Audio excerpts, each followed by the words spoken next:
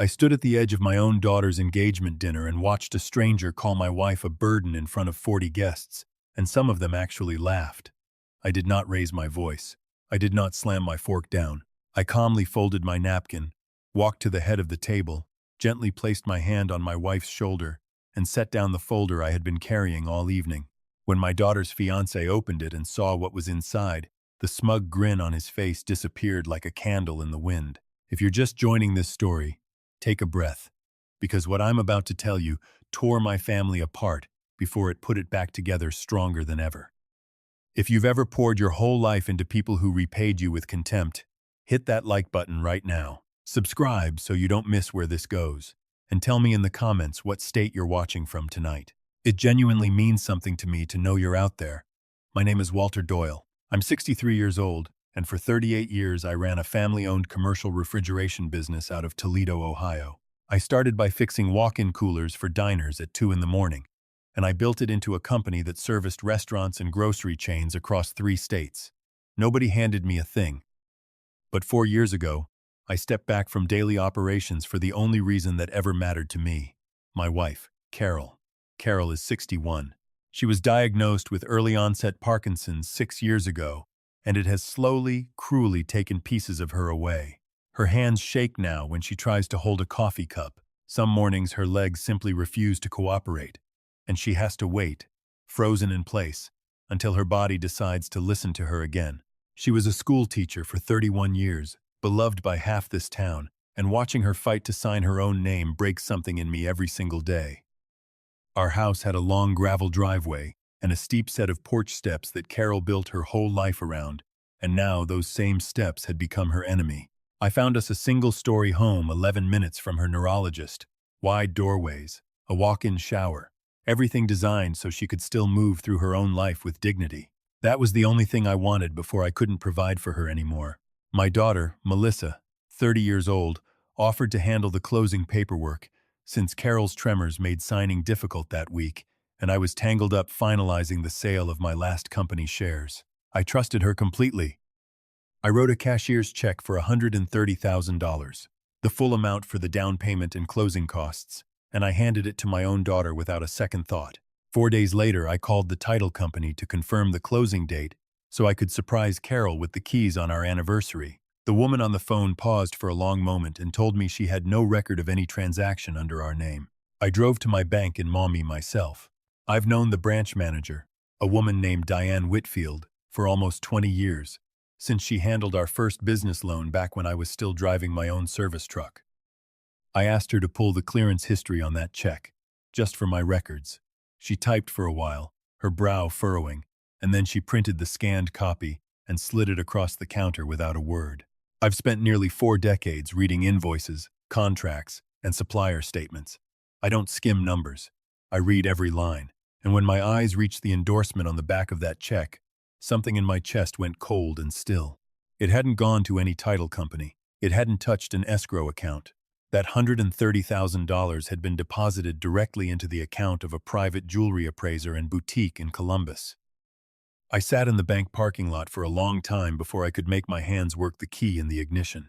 I thought about Melissa's fiancé, a man named Grant Whitmore, 33 years old, who sold high-end real estate listings and never once, in 2 years, asked me a single question about my business or my wife's health. He talked about his watch collection. He talked about the venue he'd finally convinced Melissa to book for their wedding, a vineyard estate 2 hours away that cost more than most people's houses. I had always told myself that love makes people blind to certain things, and that Melissa would see clearly when it mattered. I was wrong to assume that. I needed to see it with my own eyes. I drove straight to their townhouse instead of going home. I didn't call ahead. My hands were steady on the wheel, but underneath that steadiness, something in me had gone very quiet and very focused. The way I used to get right before walking into a supplier who'd been shorting us on invoices for months. You don't win those conversations by yelling. You win them by already knowing the answer before you ask the question. I pulled up half a block away and just watched for a minute. Grant's driveway had a brand new sapphire blue Corvette parked in it, dealer plates still bolted to the frame, gleaming like it had never touched a real road. And there was Melissa, standing beside it in a sundress, holding up her hand to the sunlight. turning it slowly, so a ring on her finger caught the light. Not her engagement ring. A second ring. A thick diamond eternity band. Brand new, clearly fresh from a jeweler's velvet box. I sat there and watched my daughter admire that ring like it was the only thing in the world, while 3 miles away her mother was sitting in a recliner unable to steady a coffee cup in a house we didn't even own yet. Something in me hardened in that moment, not rage, something colder and more patient than rage. I had spent my whole working life tracking every dollar that moved through my company, every invoice, every discrepancy. I decided right then that I was not going to explode. I was going to let them show me exactly how deep this went, on their own, without knowing I was watching. I got out of the car and walked up the driveway slowly, the way I used to walk into a warehouse audit. Unhurried, unreadable. Grant saw me first, stepping out from the garage, wiping grease off his hands from some part of the Corvette's engine he clearly didn't understand. His easy grin froze the second our eyes met. Melissa turned, startled, quickly lowering her hand and tucking the new ring against her palm like she could hide it. I didn't yell. I reached into my jacket, pulled out the folded bank statement, and held it out without a word. Grant took it. I watched the color drain slowly out of his face as his eyes moved down the page. The routing numbers, the endorsement stamp from the jewelry boutique. "Walt," he started, his voice cracking. "I can explain this." "Then explain it," I said. "Because right now it looks like the money meant to give my sick wife a safe place to live went into a jewelry store. Make that make sense to me. He recovered fast, I'll give him that. He told me the seller's title search had turned up an old mechanic's lien on the property that would have frozen the funds in litigation for months, so he'd pulled the money out to protect it before it got locked up in a legal mess. It was smooth. It used real language, real fear, real urgency. It was also nonsense, because pulling escrow funds for a lien dispute doesn't route a check to a jewelry appraiser. But I let him keep talking. Melissa stepped in then, her eyes glassy, her voice trembling in a way that used to work on me when she was 12 years old and had broken curfew. She said Grant's real estate brokerage had just landed him the exclusive listing for an entire luxury development downtown, the biggest deal of his career, and that appearances mattered enormously to the kind of clients he needed to attract. She said the ring wasn't for her. Not really. It was collateral, something they could quickly resell if they needed the cash back fast. A smart financial move, she called it. She promised they'd return every dollar, plus interest, the moment his first commission cleared. She reached out and squeezed my arm, her voice breaking. "Dad, I'm doing this for us, for the wedding, for our future. I didn't want to worry you while Mom's sick. I know how that sounds, but I need you to trust me."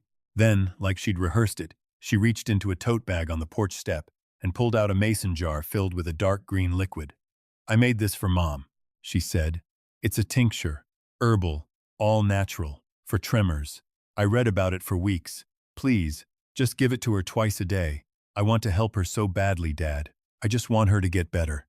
I took the jar. It was warm from the sun. I looked at it, then at the Corvette, then at my daughter's face, and something in my gut told me every single word I had just heard was a performance. I went home that night and did not confront anyone else. I sat at my kitchen table with Carol asleep upstairs, and I opened my laptop instead. I have contacts, decades of them, vendors, accountants, a lawyer named Bernard Okafor who has handled every contract my company ever signed. I called him the next morning and told him everything. He told me one thing that stuck with me for the rest of that week. If you confront thieves before you have proof, they simply cover their tracks better. If you let them believe they've won, they get sloppy, and sloppy people leave a trail. So I played the tired, trusting father. I told Grant and Melissa I understood, that I was just frightened for Carol, that I trusted them to make it right. I even wrote a second cashier's check, this time for $80,000, and told Melissa it was my wedding gift, something to cover the vineyard deposit and put my mind at ease that they weren't drowning in debt before the big day. What Melissa didn't know was that Bernard had structured that check through a private lending trust in my name, with ironclad terms attached the moment it was deposited into any account that wasn't a licensed escrow holder. I needed them to take that bait completely, on paper, in writing, in a way no lawyer on earth could later call an innocent misunderstanding. They took it within 6 days. I watched the wire transfer land in the same jewelry boutique's business account, this time paired with a second transfer to a private aviation charter company. My own daughter had used a portion of her sick mother's home fund to book a private jet for her honeymoon. I did not say a single word to either of them for the next 3 weeks. I smiled at family dinners. I asked Grant about the Corvette like I was impressed. I let Melissa show me wedding invitations with a straight, warm face, while my lawyer quietly filed the paperwork that would let this whole thing collapse the exact moment I chose to pull the string. One night, while Melissa and Grant were at a tasting appointment, I let myself into their townhouse using the spare key Melissa had given me years ago for emergencies. I told myself this was an emergency. Grant's laptop sat open on the kitchen counter, and inside a folder labeled Vendors, I found what I needed. Emails between Grant and a private chemist who ran an online supplement business discussing dosage levels of an herbal compound that, combined with Carol's Parkinson's medication, could dangerously suppress her heart rate. There was a message from Melissa in the same thread, sent 2 weeks earlier. Just enough to make her tired and slow. Nothing that shows up on a standard panel.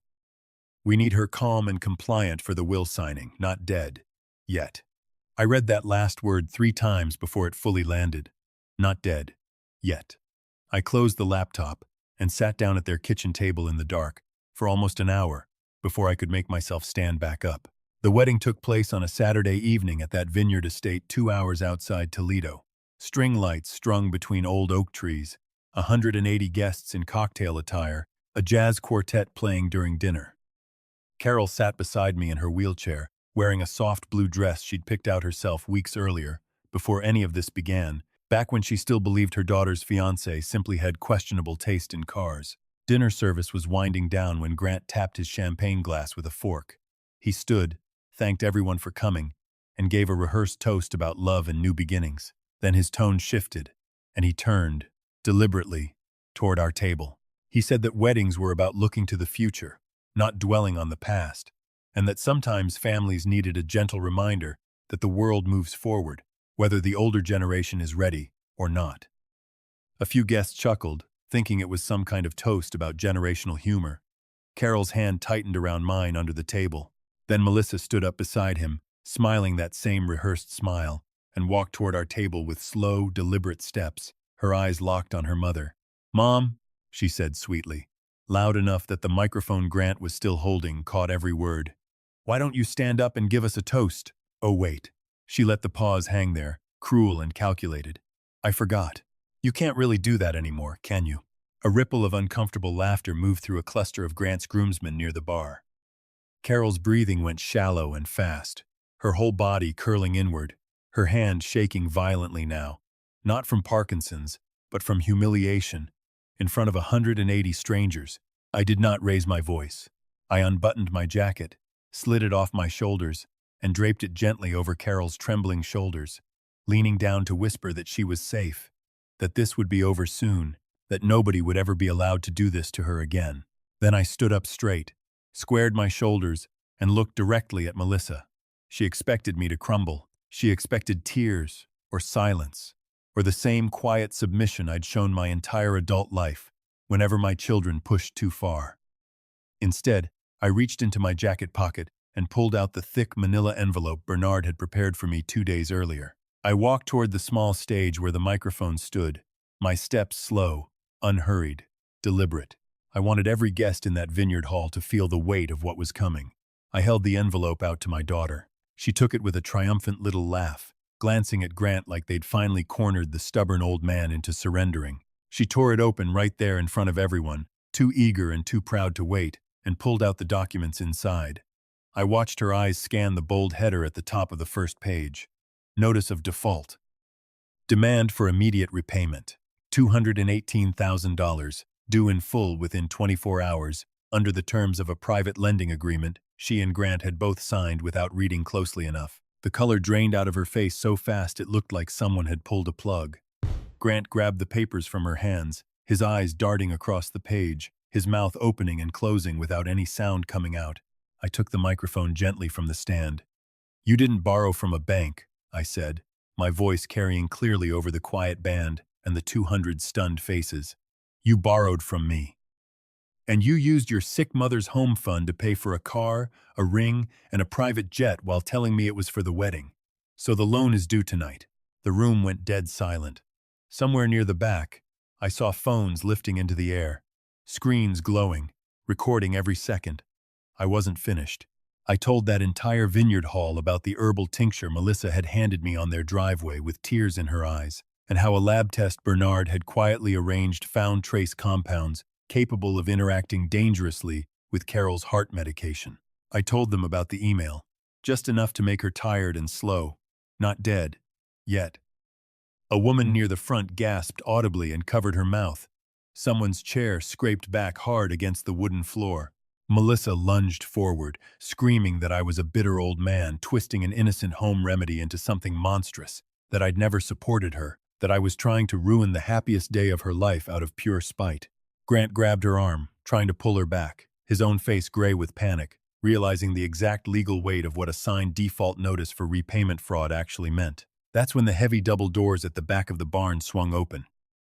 My lawyer, Bernard, walked in first, flanked by 2 county sheriff's deputies he'd arranged to be present the moment the default notice was formally triggered. Since the underlying wire transfers had already crossed into documented fraud territory the moment the jewelry appraiser's account was flagged the week before, Grant dropped to his knees right there on the dance floor, grabbing at the leg of my trousers, begging me to make it stop, swearing he never wanted any of this, that it was all Melissa's idea from the start. I looked down at him and felt nothing at all. Not anger, not pity, just a quiet, exhausted certainty that I was looking at a stranger. I turned my back on both of them and walked to Carol's wheelchair. I knelt beside her, took her shaking hands in mine, and told her it was over, that nobody would ever humiliate her again as long as I had breath in my body. Then I stood, gripped the handles of her chair, and wheeled her slowly out through the center of that ruined barn, past overturned chairs and abandoned wine glasses, while Melissa's sobbing screams echoed behind us into the warm summer night. 3 months passed like waking up after a long fever. Melissa and Grant were both charged with wire fraud and conspiracy, and the additional evidence Bernard's investigator found, the messages, the lab results, the financial trail, made bail nearly impossible for either of them. The Corvette, the Eternity Ring, even the deposit on that vineyard estate, all of it was seized as part of the ongoing federal investigation. I removed Melissa's name from every account, every document, every piece of my estate. I don't say that with pride. I say it with the kind of grief that never fully leaves you. The grief of losing a child while she's still breathing. The recovered funds, all of it, went straight into Carol's care. We found her a real specialist team out of Cleveland Clinic studying an experimental treatment protocol for her particular strain of Parkinson's, something that wasn't even available to us before. It has been slow, and it has been hard. But this morning, Carol held her coffee cup with both hands and didn't spill a single drop for the first time in over a year. She looked up at me across the kitchen table and smiled, and I had to step outside onto the porch for a minute so she wouldn't see me cry. We sat out there together after, watching the sun come up over our new backyard, the one with no steps at all, just a gentle ramp Carol can walk down on her own good days.